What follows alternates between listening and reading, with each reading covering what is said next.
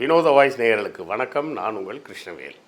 இன்றைக்கி நாம் இன்று மேலே எதை பற்றி பார்க்க போகிறோம்னா, நேற்று சொல்லியிருந்தோம் பார்த்தீங்களா பேசும்போது, இந்த நீட்டு தேர்வில் ஏகப்பட்ட குளறுபடி இருக்குது அப்படின்னு.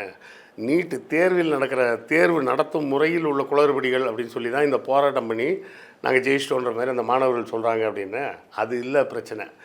நீட் தேர்வு என்பதே ஒரு குளறுபடி, அதுவே ஒரு ஊழல் அப்படின்னு சொல்லி நான் சொல்லிகிட்டு இருக்கேன். அது என்ன ஊழல் அப்படின்றத சில புள்ளி விவரங்களோடு உங்கள்கிட்ட சொன்னால் தான் உங்களுக்கு புரியும். அந்த புள்ளி விவரங்களோடு இன்றைக்கி வந்திருக்கிறேன். அது என்னென்னு விரிவாக பார்த்துடலாம்.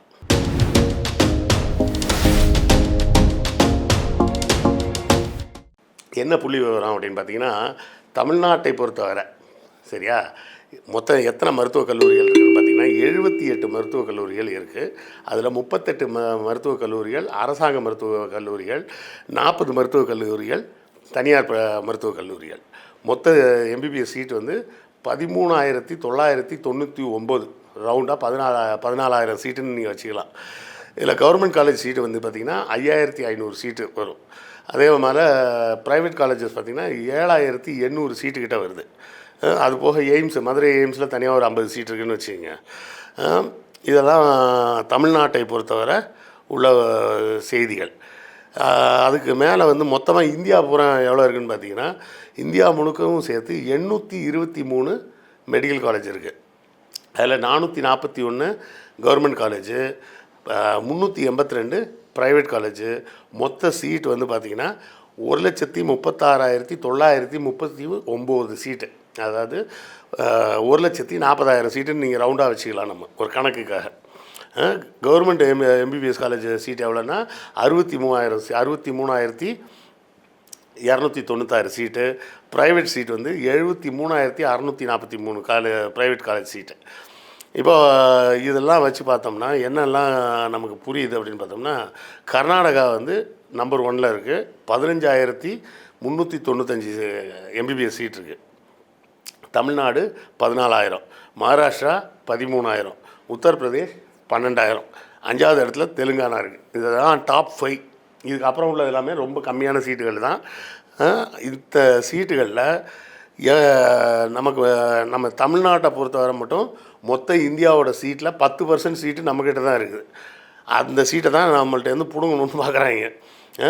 இப்போ எத்தனை பேர் இந்த தேர்வுக்கு பதிவு பண்ணாங்க, எத்தனை பேர் கலந்துக்கிட்டாங்க அப்படின்னு பார்த்தோம்னா, பதிவு பண்ணவங்க, அப்ளிகேஷன் கொடுத்தவங்க வந்து 24,93,000 பேர். அதாவது கிட்டத்தட்ட 25 லட்சம் பேர் அப்ளிகேஷன் கொடுத்துருக்குறாங்க.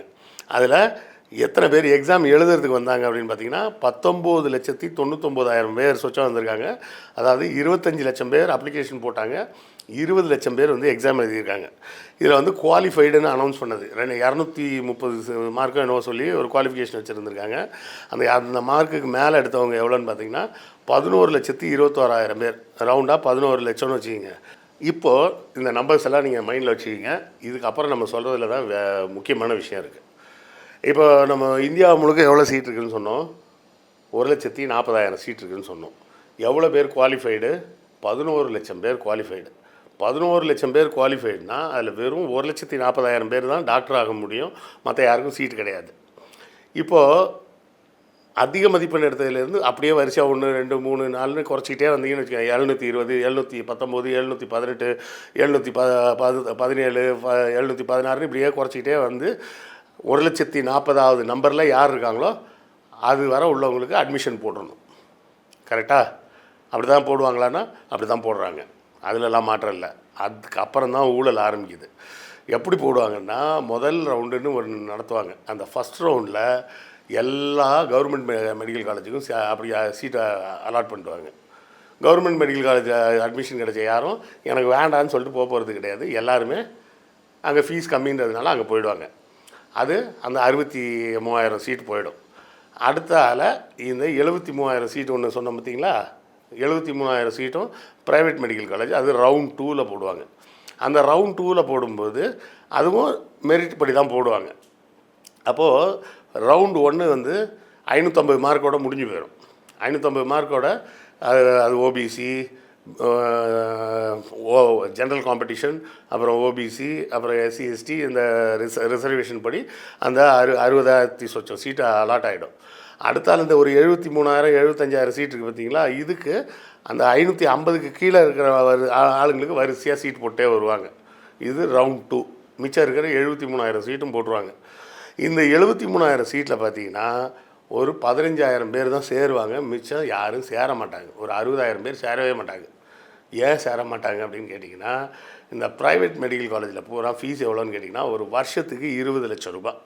அது கொஞ்சம் கொஞ்சம் முன்ன பின்ன இருக்குன்னு வச்சிங்களேன். 18 லட்சத்துலேருந்து 25 லட்சம் வரை இருக்குது ஒவ்வொரு காலேஜை பொறுத்து.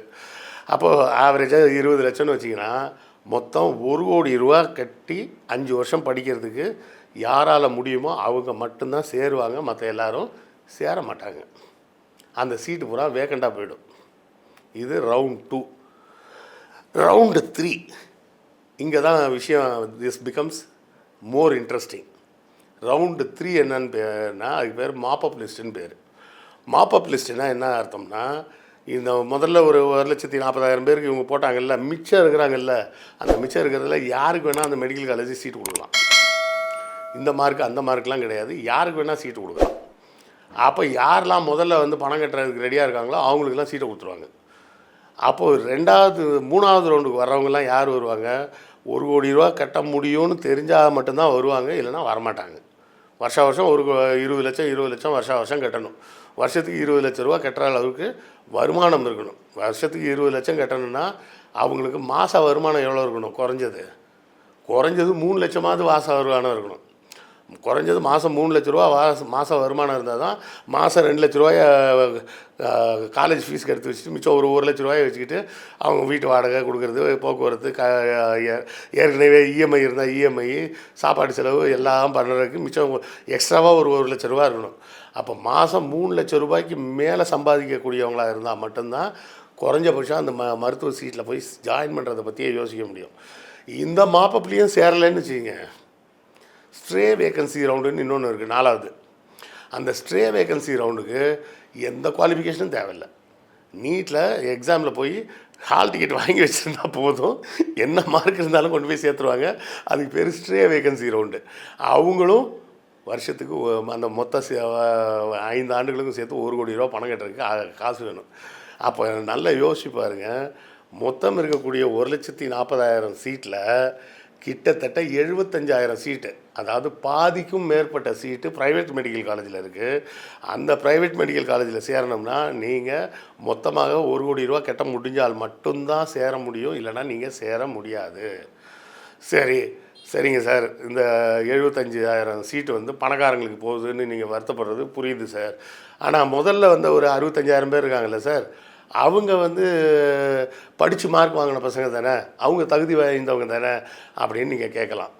அந்த 550க்கு மேலே மார்க் வாங்கினா தான் அவங்க சீட்டு கிடைக்கும்னு சொன்னால் பார்த்தீங்களா, அப்படி அந்த 550க்கு மேலே மார்க் வாங்கணும்னா நீங்கள் குறைஞ்சது 3 வருஷமாவது, இல்லை குறைஞ்சபட்சம் 2 வருஷமாவது ப்ரிப்பேர் பண்ணால் மட்டும்தான் போக முடியும்.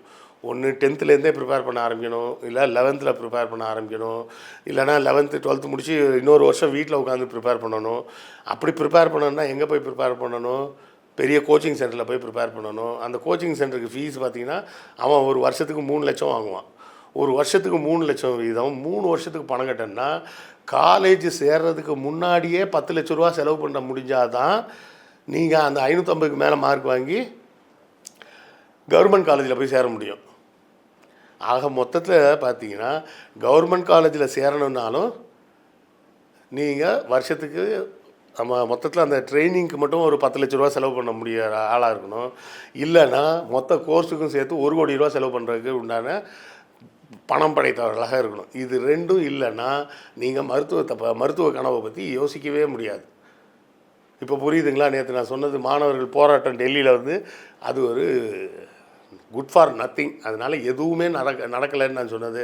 அந்த மாணவர்களுக்கு நீட் பற்றிய சரியான புரிதல் இல்லாத காரணத்தினால் அந்த தேர்வு என்னவோ தகுதி தேர்வு, அது நடத்தும் விதம்தான் தவறாக நடத்திட்டாங்க அப்படின்னு புரிஞ்சுக்கிட்டு போய் போராட்டம் பண்ணுறாங்க. இப்போ நல்லா யோசிச்சு பாருங்கள், இந்த நீட் தேர்வு என்பதே தகுதிக்கான தேர்வு இல்லை, பணம் வைத்திருப்பவர்களுக்கான தேர்வாக மாற்றப்பட்டு விட்டது. இதுக்கு முன்னாடிலாம் டாக்டர்ஸ் எல்லாம் போனவங்கெல்லாம் அப்படி தான் போனாங்களா?